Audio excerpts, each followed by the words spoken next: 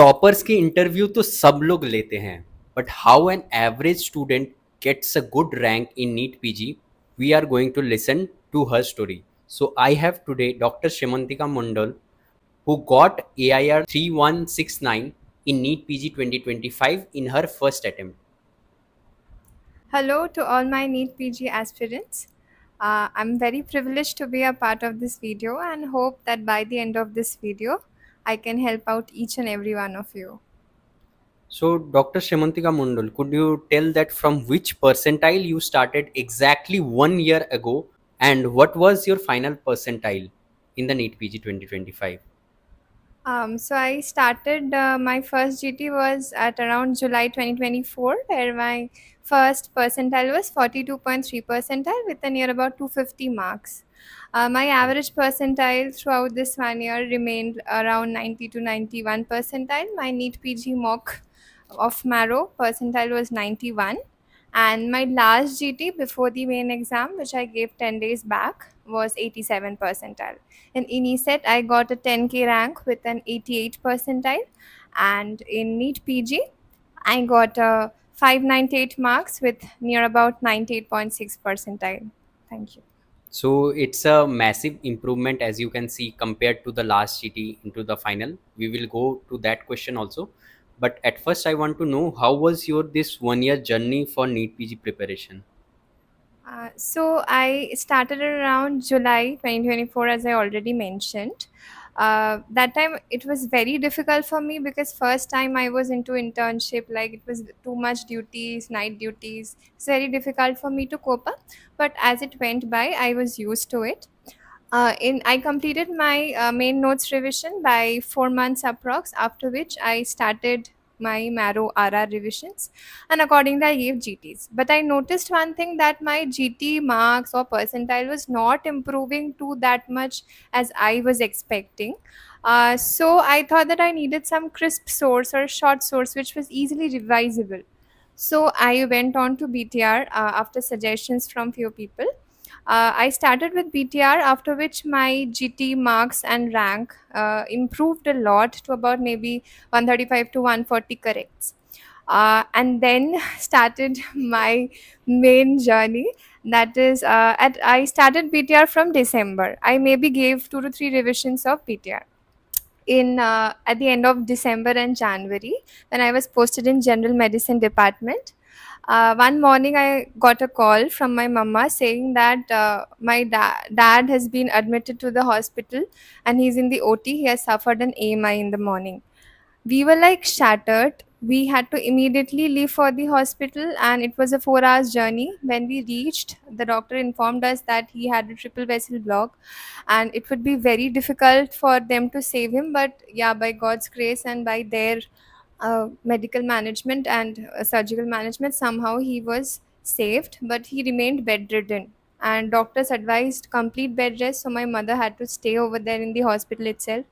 And I came back home. I couldn't continue my internship. Then I had to take a leave, and also I came back home. Hardly I could do any studies because I had to do all the homeworks and manage my brother, his school, and everything.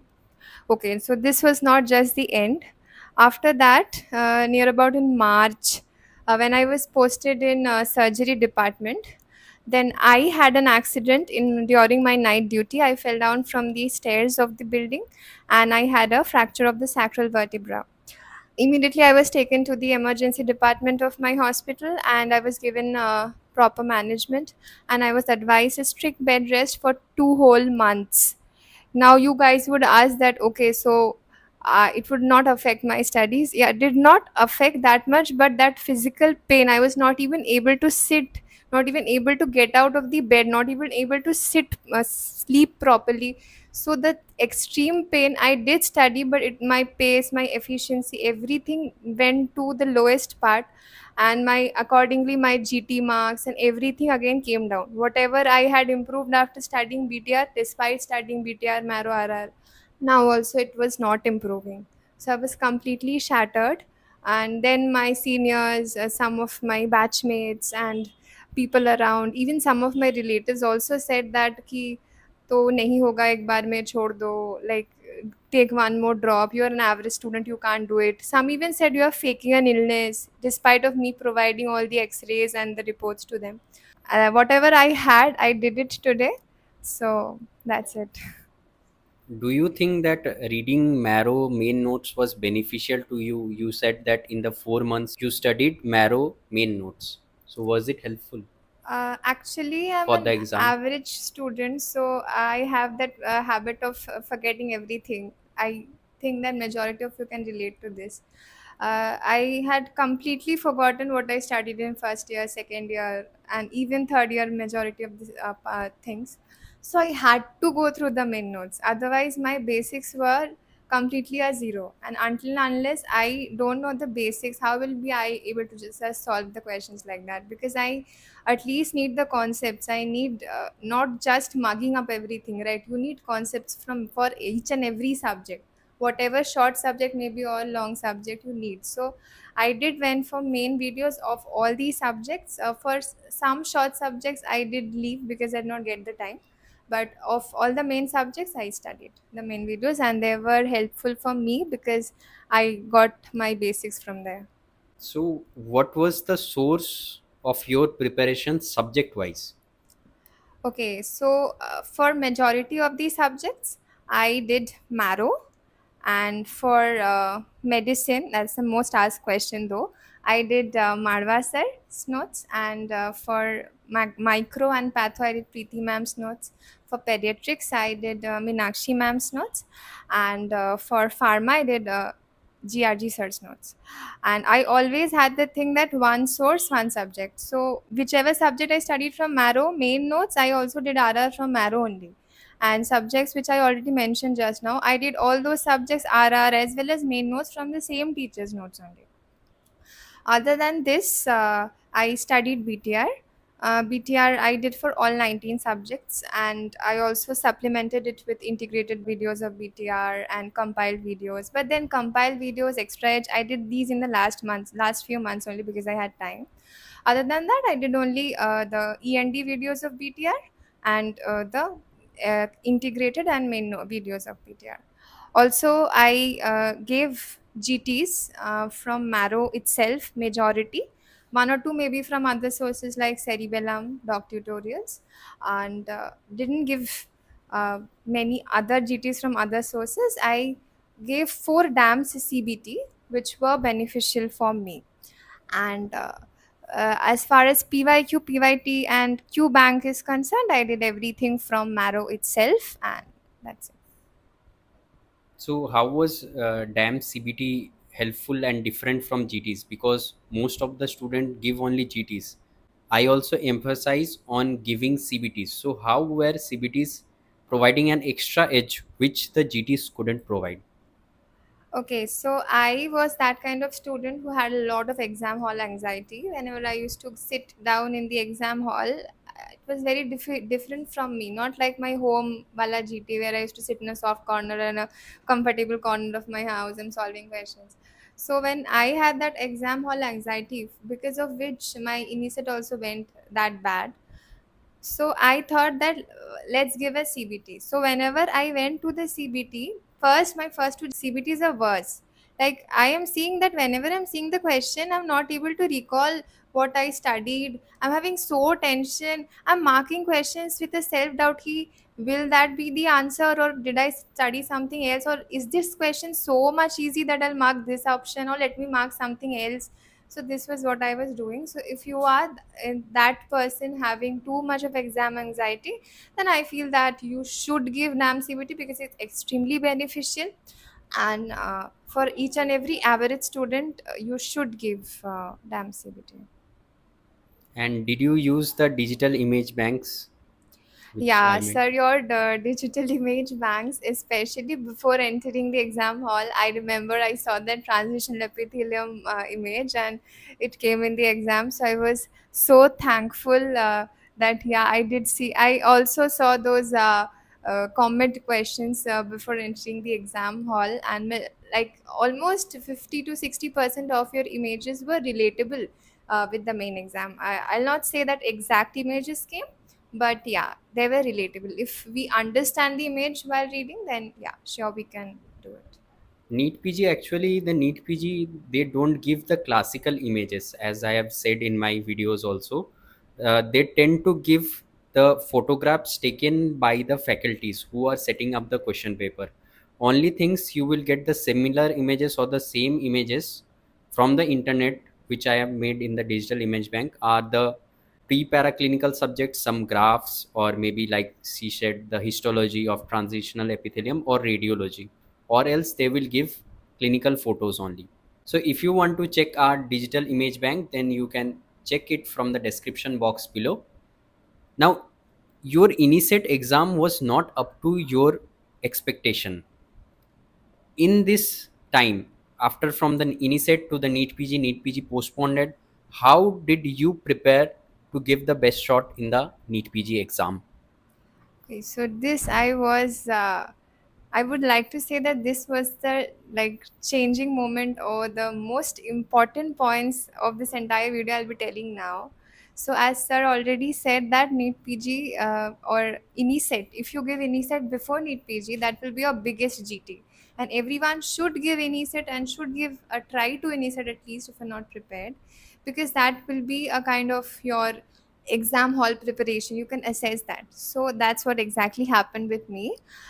During, I'll be telling some points, and I hope you should remember this if you're an average student, and that will actually boost your rank. So first of all was my time management. During INICET, I couldn't even see 10 questions. I didn't reach to that those questions, and I left out. I did not even check the questions because I had a very poor time management. So what I did during NEET PG after coming from back from INICET was that whenever I used to solve even Q banks or custom modules or whatever I did, GT, so obviously you have a timer, but any module I am solving, I always used to have a timer. And what I did, that I solved, completed all the questions at least 5 minutes earlier than the maximum time limit, so that I have those 5 minutes for reviewing the questions I left out, or for checking out the questions even which I did, so that if I am feeling that this won't be the answer, I can change it later, right? I have an option, I have those 5 minutes at hand, and these are enough for checking 30-40 questions, I'm telling you. Okay, so next point is your sleep wake cycle and your schedule during your day. So what happened is during internship, I did not have a proper sleep schedule. So what I used to do is I used to give GTs at my own convenient time, sleep at my own time whenever I used to get time. So I had a very worse sleep schedule. So during my NEET day, I hardly could wake up on time. I somehow woke up, but during the exam, I was so drowsy that I couldn't even read the questions, didn't even remember what questions were there, what words were there, and what answers I marked. I couldn't even recall, I couldn't even check when the recalls were out. I did not even check the marks. I couldn't check the marks because I didn't remember only what question I marked and what answer I marked. So that I corrected.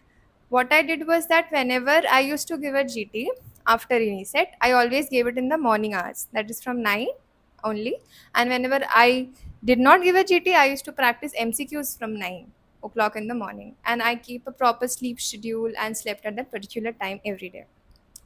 Next is my choti copy or 20th notebook, what you guys say. So when in my INICET, I realized that I was forgetting even the most important topics, some parts of that. And you know, INICET and is a completely PYQ based exam. So I forgot even the most important points. So what I did after coming back home, that I made that choti copy. I opened each and every revision source of mine. I marked the points which were volatile, and then I started marking those and wrote it in my 20th notebook. And then whenever I used to give a GT or even on normal days, I used to keep on revising that, keep on revising that, and not only just revision, I did active recall of that so that I remember it better. Next is the biggest distraction, obviously, that is your phone. So before INICET, I had my college, so I had to use my phone. I had internship and my convocation and all those, so I had to use my phone. And I was kind of into Insta reels some at some part of the day. So what I did after INI said, I completely kept my phone away and each and every distraction. I deleted all my social media. I deactivated all my Instagram accounts and everything. I kept my phone aside. I gave it to my mother, and that's how I stayed away from distractions. That's all. Main question is, you said that you studied from Marrow RR also and from BTR also. This is a hot favorite question of everyone, as most of you know that just BTR is not sufficient to get a great rank within 10K or so. So how did you integrate both Marrow RR and BTR? This the audience wants to know. Okay, so yeah, BTR is not enough. What I did was I first of all studied Marrow RR as I already mentioned. Then I started BTR. After doing BTR, what I did was that whenever I used to solve any PYQ or PYT or any GT question which I did wrong, I used to write it in BTR. Also, I saw BTR ENDs and also DAMS ENDs. So whenever I got a question from there which I did not know, a topic which I did not know, I integrated it in the BTR. Like I wrote it down in the book. But yes, I did not write anything from Marrow RR into BTR. I studied two books together, but at the same time. And that was my together source. Now, whatever volatile points were coming out from both BTR as well as Marrow RR, I combined them both and I wrote it in my choti copy. So whenever I used to study before any CBT and I'm having less time, so I'll study only my choti copy. If I'm having a lot of time, then I will be studying both together. But there's actually no space to write in BTR. BTR is a very like extensive source in itself, but it's not enough. You have to have Marrow RR or some DAMS DVT or something like that from other source also, which will boost your rank. That's how I did it. So the take home point is that you study Marrow RR or Prep Ladder RR or any TND. So the extra volatile points which are not present in the BTR, you need to make a separate copy and annotate them down. And you have to study the BTR and with the extra points. So this is a great take home point that you can take from this video. And she also mentioned that how sleep wake cycle, how social media usage, these subtle things also play a role, havoc role in your rank. बूंद बूंद से ही तो सागर बनता है. Now the last question to you: what are the advices you are going to give to the audience who are average student in their MBBS, or who are mid rankers or not got a good rank in NEET PG, maybe 40,000, 50,000, or 1 lakh rank, and they want to improve in the NEET PG 2026? So what all take home points that you want to mention so that they can improve greatly in their preparation? Okay, so I already mentioned few golden points before this, that how I improved after any set. These are very important. You have to follow them if you are an average student. Next is your source. Your source should be a short and crisp source. It should be revisable. It's not that you're studying each and every source from each and every app and then you can't revise at the end of the exam. You have to make innumerable revisions. Revision is the key. You have to make as many possible revisions, and last 10 days revision will actually boost your rank. Last 10 days close doors and windows of your house and just study and revise and revise and revise. That's it. Next point I would like to say is that just studying won't help. You have to know how to solve the questions. So check out the DAMS TND or BTR TND or any TND which you feel is good for you. You have to see how teachers are solving these questions. And that's next is you have to give DAMS CBT and any other GTs at proper regular intervals. Also, your PYQs and PYTs should have at your fingertips. So not only NEET PG PYQs or PYTs, what I'm seeing over the past few years is that last 2 years of FMG also plays a very important role, because direct hits are coming from FMG nowadays, and also last 3 to 5 years of NEET PG, as you all know, is very important. And also not just studying and practicing MCQs. Since if you are having that memory which is very volatile, you have to do active recall of each and everything that you are studying. How did you do the active recall? Okay, so active recall is you have to either teach it to someone, or you close the book and speak it out aloud, or you give the book to someone, ask you to like ask them to ask you questions from that, or you just as in BTR, you already have one annotated book and a non-annotated book. So open the non-annotated book, see the page, and there will be blank spaces. You try to recall what were there in those blank spaces. So that's how you do active recall. That's very important. Otherwise, you actually will forget everything. You have to do active recall. You not understand that how much you have studied if you don't do that. Thank you for all the insights that you have given, and I hope in this channel now mid rankers and average students will also get a path, because mid rankers and average student may not resonate with that of toppers, because toppers तो कहीं से भी पढ़ ले वो topper हो ही जाएंगे, but the real struggle lies for the mid rankers and the average students. So we are signing off for now, and if you want to check her Instagram account, it is given in the description box below. You can check it. Thank you.